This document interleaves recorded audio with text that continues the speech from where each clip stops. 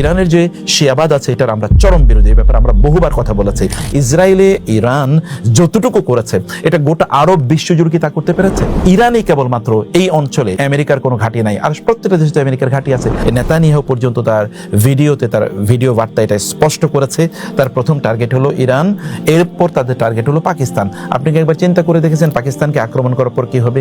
পাকিস্তানকে যখন আক্রমণ করবে তখন ইন্ডিয়া সেখানে ইনভলভ হয়ে যাবে, মানে মোদি সেখানে ইনভলভ হয়ে যাবে। মোদি কি কেবলমাত্র পাকিস্তানকে আক্রমণ করবে, বাংলাদেশকে ছেড়ে দেবে আপনার মনে হচ্ছে? অনেকে এই কথাও বলতে পারেন যে গাজায় যখন আক্রমণ করেছে তখন ইরান কেন আক্রমণ করলো না? ইরান কেন আক্রমণ করলো না এই প্রশ্নের আগে কি আমরা বলতে পারি না গোটা মিডল ইস্ট কেন একটা কথা বলতে পারলো না? আরব বিশ্বে কি কোনো কাজ নাই?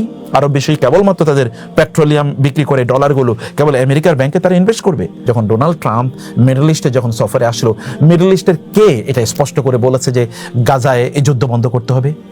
বরং আমরা দেখেছি ট্রিলিয়নস অফ ডলার সেখানে তার প্রতি ইনভেস্ট করা হয়েছে, তাকে বিশাল বড় বিমান উপহার দেওয়া হয়েছে। এটা তো আপনারা দেখেছেন।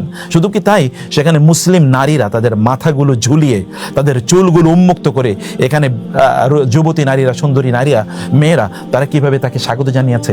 এটা যদি মুসলমানদের সামান্যতম পার্সোনালিটি থাকে, মুসলমানদের যদি একটু গায়রত থাকে, তাহলে এটা কোনো মুসলমান কিভাবে মেনে নিতে পারে?